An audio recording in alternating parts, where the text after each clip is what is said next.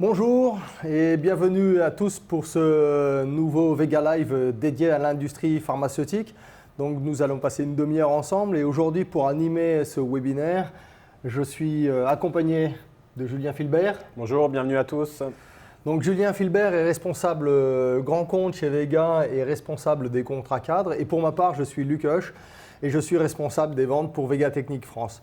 Donc Julien, est-ce que tu peux nous expliquer comment va se dérouler cette demi-heure ensemble? Bien sûr, alors on va passer une trentaine de minutes ensemble au cours desquelles on va vous présenter finalement les différentes solutions que l'on a pour faire de la mesure de niveau, de la détection de niveau, de la mesure de pression, spécialement pour les applications de l'industrie pharmaceutique. Pour ça, on va s'appuyer sur des modèles derrière. Ne soyez pas étonnés si vous entendez du bruit, ce sont des modèles opérationnels, donc il y aura peut-être à certains moments du bruit de fond. Donc voilà, je pense que pour l'introduction, on est bon. Luc, on peut rentrer dans le vif du sujet. On va attaquer directement. Donc effectivement, on va s'intéresser à l'industrie pharmaceutique. Et quand on parle d'industrie pharmaceutique, il y a différentes étapes dans le process de production. Et sur la modélisation 3D que vous allez pouvoir retrouver sur notre site internet, on va mettre en œuvre différents ateliers. Donc la première étape dans votre industrie, finalement, c'est la réception des matières premières. Et quand on dit réception des matières premières, on dit aussi stockage de ces matières. Donc on va s'intéresser aux capteurs qu'on va installer sur ces différentes installations. Donc que ce soit ici dans le tank de réception où on va pouvoir mesurer le niveau avec des capteurs de niveau radar ou capteurs de pression en pied de cuve, voire de la détection de niveau latéral. Mais on va aussi regarder les contraintes auxquelles sont soumis les capteurs, notamment dans les bioréacteurs. Donc on va regarder plus en détail tout à l'heure qu'est-ce qui peut se passer dans les bioréacteurs et comment les capteurs de niveau Vega peuvent intervenir ici. Plus loin, donc en sortie de ces bioréacteurs, il va y avoir une phase filtration. Donc c'est là aussi qu'on pourra retrouver certains capteurs de pression. Et plus loin, dans la phase de conditionnement, on va être soumis à des contraintes de température et de pression et on va regarder comment on peut faire face à ces contraintes. Et si on continue le process pharmaceutique, forcément, il y a une partie importante qui est le nettoyage en place ou la sanitation en place. Et effectivement, dans ce domaine, Vega intervient aussi sur cette partie. Alors, Vega est capable de fournir des capteurs qui vont résister aux contraintes dans votre domaine, mais ce n'est pas uniquement les capteurs qu'on va vous délivrer, on va faire face à de nombreuses contraintes normatives dont Julien va nous parler aussi durant ce webinaire et maintenant en partie. Tout particulièrement maintenant. Ouais. Alors en effet, on parle des équipements. Alors, ce qu'on attend des équipements finalement, c'est quelles que soient les conditions dans lesquelles on les met, c'est d'assurer une mesure fiable et précise. Alors on a vu différentes applications, en fait, que vous ayez de la pression, que vous travaillez sous vide, que vous soyez à basse température, à haute température, ou que vous mettiez les équipements sur des réacteurs avec agitateurs ou des serpentins de chauffage. Tout ça va générer en fait des contraintes pour le capteur, mais dans tous les cas, ce qu'on attend du capteur, c'est qu'il fonctionne bien, de manière précise et fiable. Cela dit, on est dans l'industrie pharmaceutique, donc il y a d'autres requis qui sont attendus, notamment en termes de nettoyabilité et de traçabilité. Donc on a des exigences en termes d'hygiène, notamment par rapport aux matériaux qui vont être en contact avec le fluide. Et ces matériaux doivent respecter les exigences strictes de la norme FDA, qui est une norme américaine. En Europe et en France, on va plutôt utiliser la norme EG 1935-2004.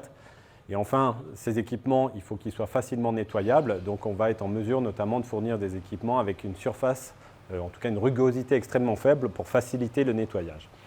Donc tout ça, en fait, ça correspond aux caractéristiques techniques des appareils. Mais derrière, vous avez besoin d'avoir une traçabilité documentaire. On ira un peu plus loin à la fin de la présentation sur quels sont les outils qu'on peut vous mettre à disposition pour assurer justement cette traçabilité documentaire. Merci Julien.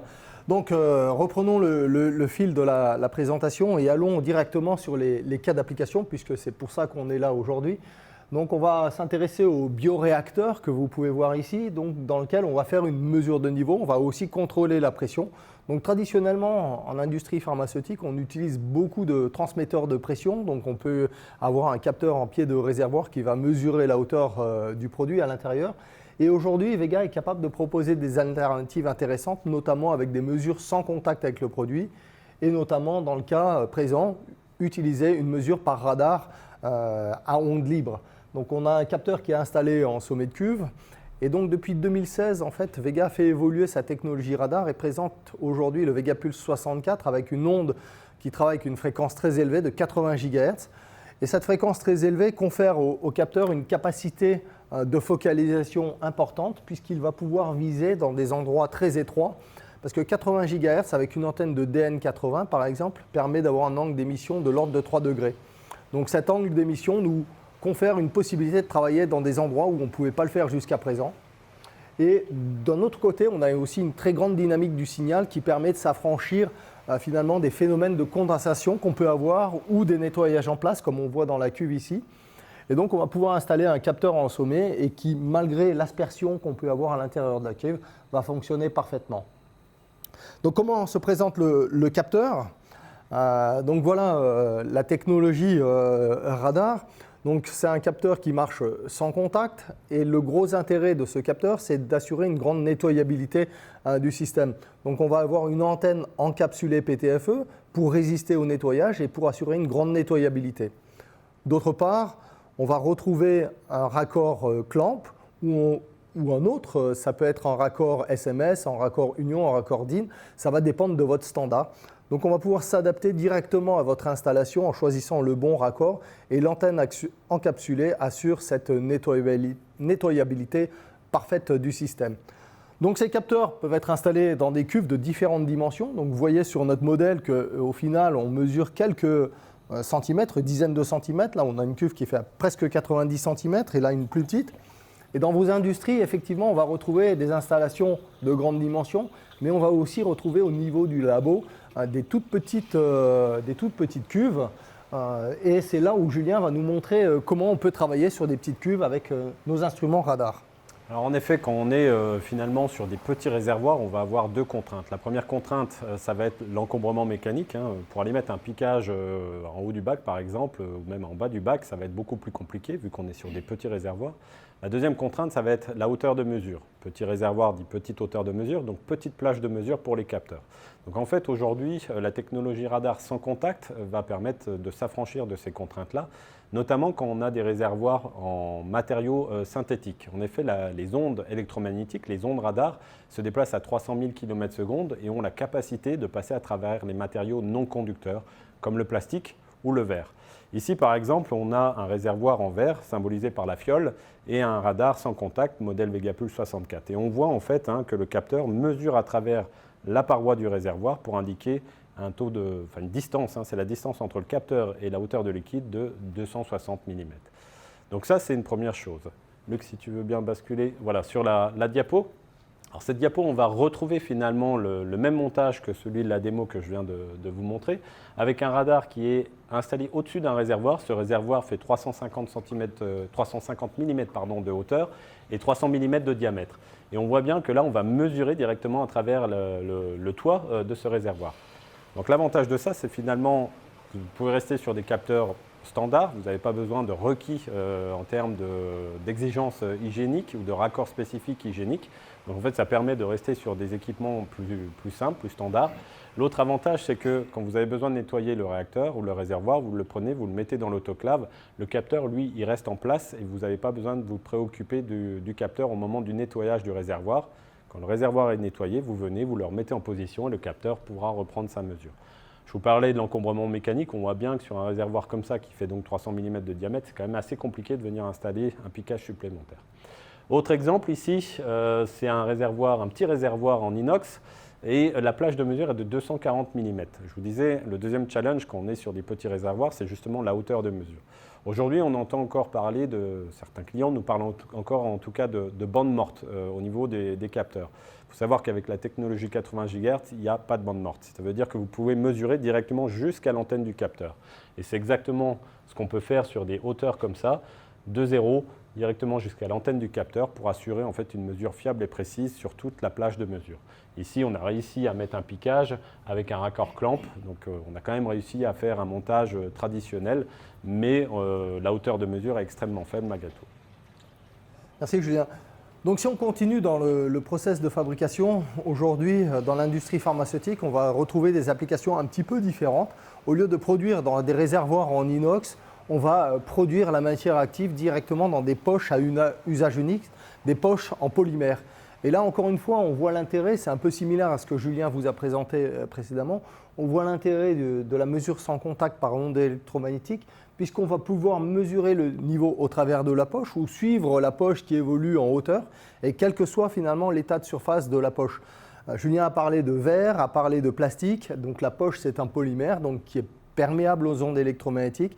Et donc, quel que soit l'état de surface de la poche, on va pouvoir suivre correctement le niveau à l'intérieur de celle-ci ou suivre l'évolution de la poche avec le volume qui augmente ou diminue en fonction de la quantité mesurée. Donc voilà une application typique où on s'affranchit encore une fois d'une utilisation d'un capteur spécifique et finalement qui permet d'utiliser des capteurs moins onéreux que des capteurs totalement hygiéniques. Voilà pour la partie production, mais une fois qu'on a produit finalement ce capteur, on va tomber dans de nouvelles applications et on va devoir concentrer les matières, notamment dans des évaporateurs. Alors en effet, ici, on a une animation qui montre un évaporateur sous vide. Donc l'objectif ici, ça va être de concentrer finalement les composants actifs et de séparer également le solvant du composant. Pour ça, en fait, on va faire une mesure de niveau qui doit être extrêmement précise parce qu'en fonction du niveau, on va définir quel est le taux de concentration et quand on atteint le bon niveau, on va soutirer le produit pour s'assurer qu'on est bien sur la bonne concentration. Donc le radar qui est installé en haut de bac doit mesurer avec précision, peu importe une nouvelle fois l'environnement. Ici, on peut avoir notamment de la condensation vu qu'on va chauffer en fait grâce à la double chambre, à la double enveloppe, le réservoir pour séparer le solvant du principe actif. Et on voit également le racleur là qui peut éventuellement venir perturber la mesure. Mais une nouvelle fois, grâce à l'onde 80 GHz, on va mieux focaliser. Comme Luc l'expliquait, on peut descendre jusqu'à 3 degrés et donc on va s'affranchir de toutes ces problématiques.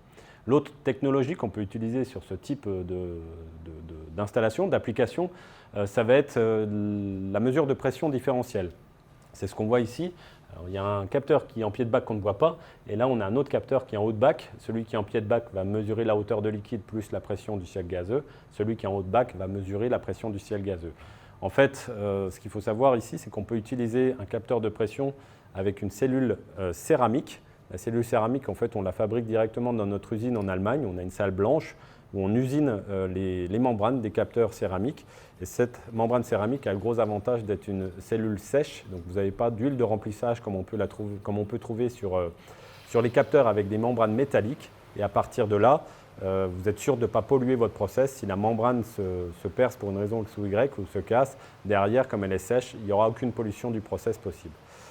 Je vous parlais d'applications en mesure de pression différentielle.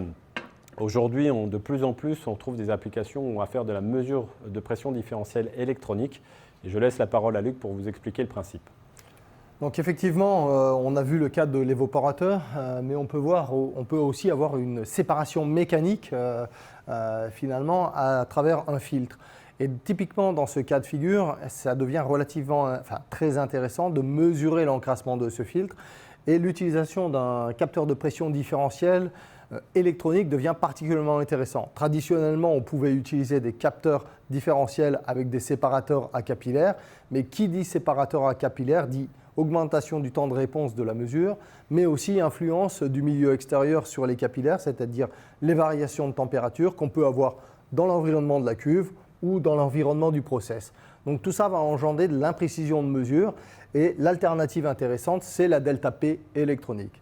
Donc comment ça fonctionne? Donc on va avoir un capteur dans le cas de figure à l'entrée du filtre, un capteur à la sortie et on va les connecter ensemble, non plus par des capillaires, mais tout simplement par un fil électrique.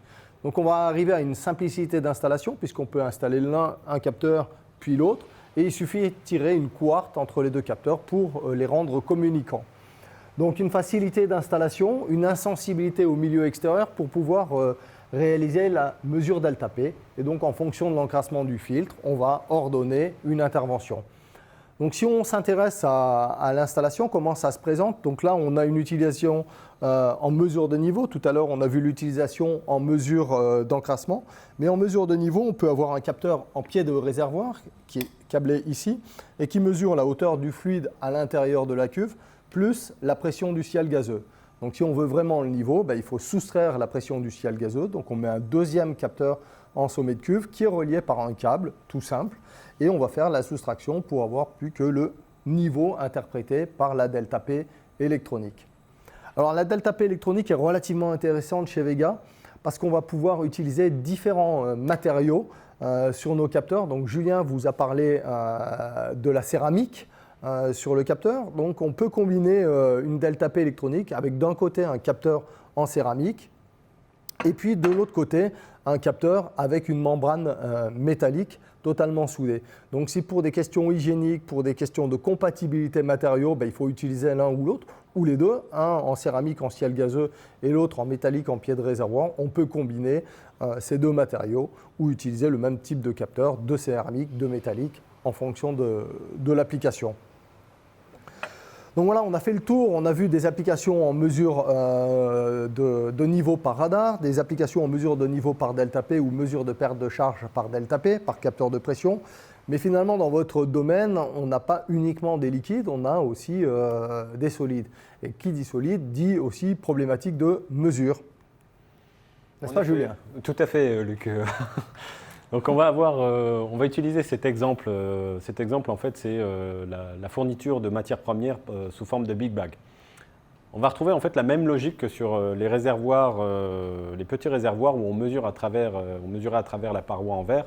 Le Big Bag, il est en matériaux synthétiques, donc en fait, on va garder la même logique. On va pouvoir faire la mesure directement à travers le toit du Big Bag. La contrainte principale ici, ça va être la structure métallique qui va maintenir le Big Bag. Et donc l'objectif, ça va être de passer à travers les différentes structures, les barres métalliques pour assurer la mesure et la rendre la plus fiable possible. Pour ça, en fait, on va une nouvelle fois utiliser un radar sans contact. Et une nouvelle fois, on vous l'a expliqué, je le répète, mais l'avantage de mieux focaliser l'onde avec la technologie 80 GHz, ça va vous permettre de passer beaucoup plus facilement à travers les renforts métalliques et donc aucune contrainte possible pour le capteur. L'autre contrainte qu'on peut éventuellement rencontrer là, dans ce type d'application, en tout cas on peut se poser la question, c'est la poussière. On est sur des produits en vrac, donc forcément ça peut générer de la poussière et on peut se dire ça va venir perturber la mesure. Il faut savoir que l'onde électromagnétique, l'onde radar, n'est pas influencée en fait par la poussière. Il n'y a quasiment rien qui l'influence, que vous soyez dans un environnement poussiéreux, que vous ayez de la condensation, de la pression, de la température, l'onde électromagnétique va fonctionner sans aucun problème, elle va pouvoir se déplacer sans aucun problème. Donc typiquement une application comme ça, faire un montage de ce type, c'est beaucoup plus simple pour les opérateurs. Et une nouvelle fois, comme on est sans contact, le Big Bag est vide, on le remplace, on l'enlève, on vient mettre un Big Bag plein, mais le capteur reste en place in situ, on n'a pas besoin de le toucher et c'est beaucoup plus facile pour la partie opérationnelle. C'est à toi. Oui, je reviens sur le devant de la scène. Donc, on a vu la partie production, on a vu la partie filtration, séparation, et donc on arrive dans la partie conditionnement du produit.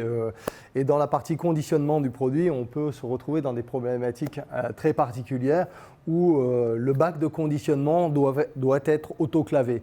Donc, si on a une sonde installée sur le bac de conditionnement, et que celui-ci doit être stérilisé dans un autoclave, on va rencontrer une problématique puisque finalement la tête de sonde pourrait être soumise à température jusqu'à 130 degrés et 2,5 bar, ce qui est impensable lorsqu'on a une partie électronique. Donc on peut très bien démonter la sonde, mais si je commence à démonter ma sonde de l'installation, lorsque j'ai une sonde comme celle-ci qui est polymiroir, je risque de l'abîmer et donc de ne plus respecter les normes sanitaires requises au départ. Donc l'intérêt de cette sonde, de cette solution particulière que nous présentons, c'est une mesure par radar onde guidée qui va être installée en sommet de réservoir et on va pouvoir laisser la partie électrode sur l'installation et tout simplement démonter la partie électronique lorsqu'on voudra autoclaver le système. Donc pour démonter l'électronique, j'ai juste un petit raccord union en sommet que je dévisse, j'enlève ma sonde, ma partie électronique, et je vais tout simplement mettre un bouchon sur mon capteur et maintenir ce bouchon étanche et je vais pouvoir autoclaver mon installation. Lorsque l'installation est stérilisée, je fais la manip en sens inverse, j'enlève mon bouchon et je remonte tout simplement mon électronique sur la tête de sonde, je revise de manière étanche et je suis prêt à fonctionner de nouveau. Donc je garantis une hygiène absolue et une nettoyabilité totale, malgré les conditions particulières du fait de l'autoclavage qui est à 2,5 bars et 130 degrés. Donc en continuant la présentation, on va se retrouver dans la production d'eau ultra pure dont Julien va nous expliquer les requis en termes de capteurs. Oui, alors en effet, là, ce qu'on voit, c'est une animation donc, pour la production d'eau ultra pure. En fait, on va avoir l'eau distillée qui va arriver à l'état gazeux dans le condenseur et donc on va refroidir cette vapeur de telle sorte à la condenser et donc récupérer l'eau ultra pure en partie basse du condenseur. Pour refroidir, on va avoir le système de refroidissement avec du liquide réfrigérant à l'intérieur et ça va être primordial en fait de contrôler la pression dans ce circuit de refroidissement pour assurer la bonne condensation. Donc pour ça, on va utiliser un transmetteur de pression que l'on voit là. L'autre requis qui est vraiment important, ça va être d'assurer un niveau de liquide en partie basse, un niveau de condensat en partie basse du condenseur pour éviter justement d'aspirer la vapeur dans le circuit bas du condenseur. Donc pour assurer ce niveau bas, on va utiliser une sonde capacitive avancée qu'on appelle un VegaPoint et c'est le modèle que l'on a là. Les contraintes en fait là, elles sont surtout en termes de compacité. Donc on peut utiliser des capteurs de ce type-là. Donc là, on va retrouver un transmetteur de pression avec la membrane céramique dont on a déjà parlé. Et on voit bien que le capteur est extrêmement compact. On a vu tout à l'heure un capteur de pression avec la même membrane céramique. Là, on voit bien que le capteur est beaucoup plus compact. Et l'avantage de ce capteur, c'est également qu'on peut l'avoir avec une tête en inox à 100%. Côté détecteur niveau bas, on va avoir donc la sonde VegaPoint, la sonde capacitive avancée. Cette sonde va avoir notamment une spécificité, ça va être par exemple l'anneau lumineux pour savoir quel est l'état en fait, de fonctionnement de l'appareil. On peut retrouver cette fonctionnalité également sur les transmetteurs de pression. Je vais vous expliquer d'ici quelques minutes comment fonctionne l'anneau lumineux et à quoi sert réellement cet anneau. D'accord, Julien.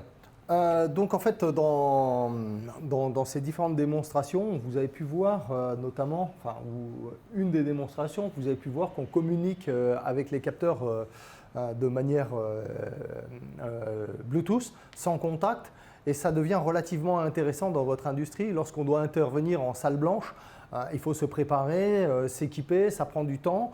Et une des fonctionnalités de la communication Bluetooth, c'est de pouvoir paramétrer le capteur à distance.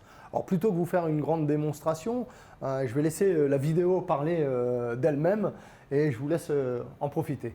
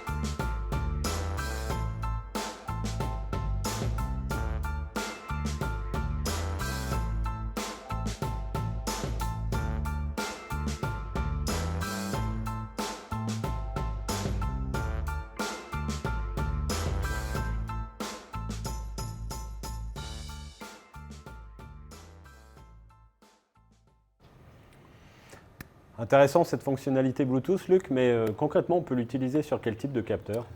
Alors, la fonctionnalité Bluetooth existe sur les capteurs compacts, ceux qu'on a vus, les petits VegaBars ou les VegaPoint, mais elle est aussi dorénavant disponible sur les capteurs avec le concept Plix. Alors, le concept Plix, vous avez remarqué que tous nos capteurs ont la même tête de sonde. Ils ont une fonctionnalité qui est identique en termes de paramétrage. Ce concept existe depuis 2001, mais la fonctionnalité Bluetooth n'existait pas en 2001. Donc qu'est-ce que Vega a fait? Vega a développé une interface de communication intégrant cette fonctionnalité en 2016. Et depuis 2016, on va pouvoir l'installer même sur les capteurs qui ont été produits avant 2016 et à partir de 2001. Donc il suffit simplement de clipser cette interface dans le capteur et à ce moment-là, vous rendrez votre capteur communicant tout simplement.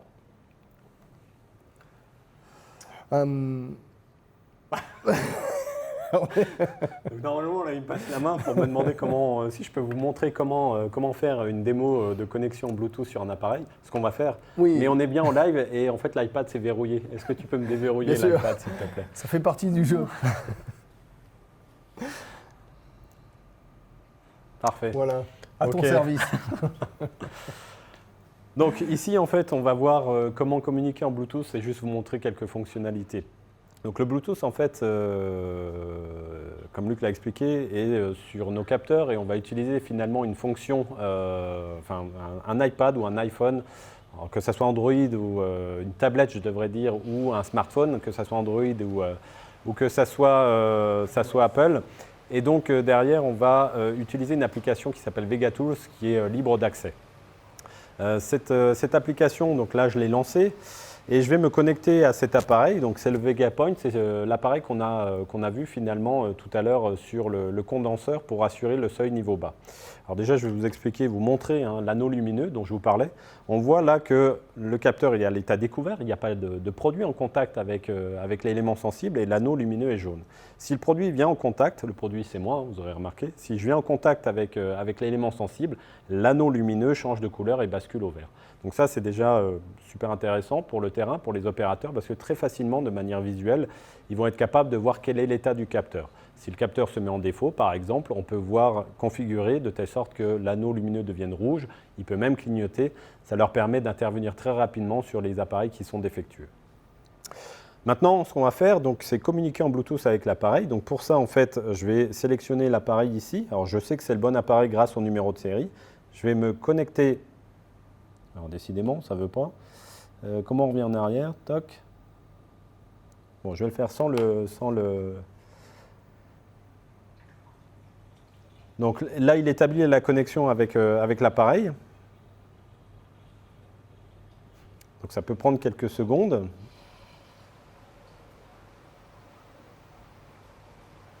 Alors, attendez, qu'est-ce qui se passe? Hop. Est-ce que j'ai sélectionné le bon appareil? Donc on a dit le Vega Point,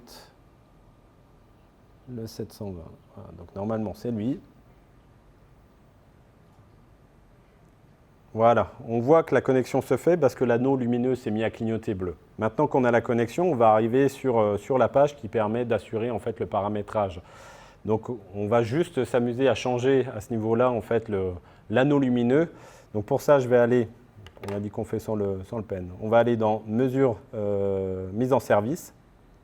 Je vais sélectionner le menu Affichage de l'état. Et je vais demander à changer la couleur par moi-même. Et on voit que là, donc on avait déjà une configuration, l'anneau lumineux a basculé au bleu. Donc tout à l'heure, on était en jaune en mode découvert. Là maintenant, l'anneau lumineux est en bleu en mode découvert. Et si je suis en contact avec mon produit, je bascule bien en vert.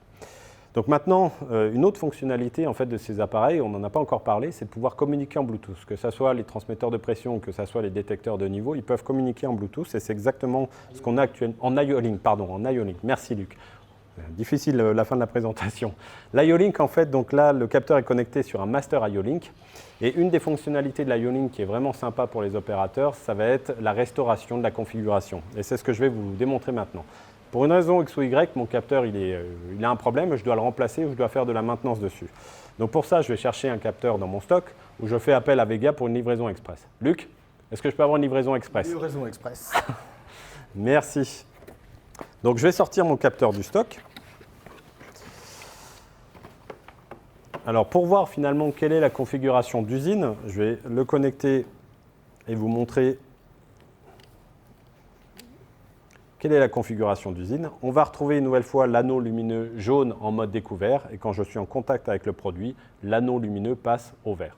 Okay, donc maintenant, on a dit, j'ai un capteur qui est défectueux, où j'ai besoin de faire de la maintenance dessus, je vais le retirer, je le débranche et je vais mettre en lieu et place le capteur que je sors de mon stock avec les paramètres d'usine qu'on vient de voir. Et vous voyez que dans la foulée, à peine connecté, en fait, il a repris la configuration qu'avait le capteur précédent. Donc on retrouve l'anneau lumineux bleu en mode découvert. Et quand je suis en mode couvert, que je suis en contact avec le produit, l'anneau lumineux passe au vert. Pourquoi? Tout simplement parce que la fonction restauration de l'IO-Link est enregistrée au niveau du master. Et le master va renvoyer par défaut cette configuration au capteur, au nouveau capteur qu'on va brancher. Donc voilà, ça c'était pour vous montrer une des fonctionnalités de l'IO-Link qui est vraiment très sympa. Et l'ensemble en fait, de nos capteurs sont compatibles à IO-Link avec les masters IO-Link que vous pouvez trouver sur le marché. Alors, si on reprend et si on va au-delà du capteur, en fait, lorsqu'on va vous livrer un instrument de mesure, on va aller au-delà du capteur. On ne va pas uniquement livrer une sonde, mais on va devoir vous livrer un certain nombre de documentations, ne serait-ce que le certificat matière s'il est requis, le certificat FDA, EHEDG et en plus les notices de mise en service. Donc, un des gros intérêts de Vega aussi, c'est que toutes ces documentations sont répertoriées dans votre espace MyVega. Donc, si vous allez sur le site internet, que vous créez votre propre espace, avec le numéro de série du capteur, vous allez pouvoir retrouver toutes les documentations qu'on a livrées avec l'instrument de mesure. Donc, même si vous les perdez, ultérieurement, vous allez pouvoir les retrouver. Alors, l'espace MyVega permet pas uniquement de retrouver les notices de mise en service, les documentations FDA, certificats matière et autres, mais c'est aussi un outil qui va vous aider sur la planification de l'avant-projet pour simuler votre capteur jusqu'à la réalisation et l'archivage des données. Donc, Julien, tu vas nous expliquer comment fonctionne MyVega et qu'est-ce qu'on peut faire avec MyVega. Tout à fait. En fait, donc MyVega, c'est un compte personnalisé. Quand vous allez sur notre site internet, vous allez pouvoir vous connecter avec votre compte personnalisé et si vous êtes en phase de conception d'une nouvelle installation, vous allez pouvoir dimensionner l'appareil. On voit là une impression écran où vous allez en fait sélectionner les différentes caractéristiques de l'appareil. Derrière, ça va vous permettre de récupérer le prix, le délai. Donc, ça va vous aider en fait à construire votre enveloppe budgétaire. Vous accédez également directement à un certain nombre de documents. À savoir, vous pouvez extraire en fait, ou demander à recevoir par mail les plans en 2D ou en 3D. 3D, ça vous permet notamment de vérifier l'implantation mécanique, pas avoir de mauvaises surprises le jour où vous passez en réalisation. Vous allez retrouver toute la documentation générale, à savoir les manuels de mise en service, les certificats de conformité EG 1935-2004, les certificats 3A et ainsi de suite. Dernière chose, on demande de la traçabilité sur la livraison du matériel. À savoir, vous allez retrouver une nouvelle fois toutes les informations entre les offres qu'on a pu vous réaliser, les commandes que vous nous avez passées avec les accusés de réception. Vous allez retrouver les bons de livraison. Vous allez pouvoir suivre en fait, grâce au numéro de suivi du transporteur la livraison du matériel et également accéder à la facture derrière. Donc en fait, c'est un espace sur lequel on vous donne accès à un maximum d'informations. Luc vous a montré un gros paquet de papier qu'on livre avec le matériel, mais on est quand même à l'époque du numérique et les opérateurs, notamment quand ils sont sur site, ils n'accèdent pas forcément à cette documentation au format papier. Donc aujourd'hui, en fait, ce qu'on peut faire pour accéder aux informations au format numérique, on va pouvoir notamment scanner le QR code que vous allez retrouver sur la plaque signalétique du capteur. Donc pour ça, je vais vous montrer comment le faire. Toc. Donc, je vais activer en fait mon scanner, me mettre. Bon, il le prend en charge. Voilà, il l'a pris en charge. Et en fait, à partir du moment où il a scanné le QR code, automatiquement, il va me basculer sur une page Vega. Donc là, je confirme que je veux bien l'information en français. Hein. On est en Allemagne, donc c'est pour ça qu'il me demande. Et là, on vous emmène directement vers une page où vous allez retrouver tous les documents qui sont propres à cet appareil. Donc vous allez retrouver finalement le numéro de série, vous allez retrouver le code article, la date à laquelle on a fait les tests, la date à laquelle on a livré le matériel. Vous allez retrouver toute la description produit de l'appareil et la documentation qui est propre à cet appareil. Imaginons, vous êtes une ingénierie dans l'industrie pharmaceutique, vous construisez quelque chose mais vous l'envoyez en Chine, vous allez avoir besoin de la documentation en chinois. Ici, vous pourrez notamment retrouver la documentation, le manuel opératoire dans différentes langues. Il suffit de cliquer sur le bon drapeau pour avoir le document dans la bonne langue. Enfin, il y a un dernier menu qui s'appelle Documents relatifs au produit. Et dans ce menu, en fait, vous allez retrouver les certificats qui sont propres à l'appareil. Vous avez demandé un certificat matière 3 points, vous avez demandé un test de rugosité, un certificat de calibration 5 points. On va retrouver tous ces certificats directement dans ce menu Documents relatifs au produit. Donc finalement, en scannant le QR code, vous accédez à toutes les informations qui sont propres à cet appareil. Merci. Je t'en prie. Donc, en fait, pour résumer, ça signifie que en fait, Vega répond non seulement aux exigences de l'industrie pharmaceutique, mais les requis en termes de traçabilité, de documentation sont aussi assurés par nous-mêmes et vous pouvez y accéder très facilement à n'importe quel moment. Donc voilà pour le résumé. On arrive maintenant au bout de notre présentation. Merci à vous de nous avoir suivis pendant cette trentaine de minutes et on vous souhaite une bonne continuation. Si vous avez la moindre question, n'hésitez pas à solliciter les personnes de Vega et puis prenez soin de vous. Merci, au revoir. Au revoir.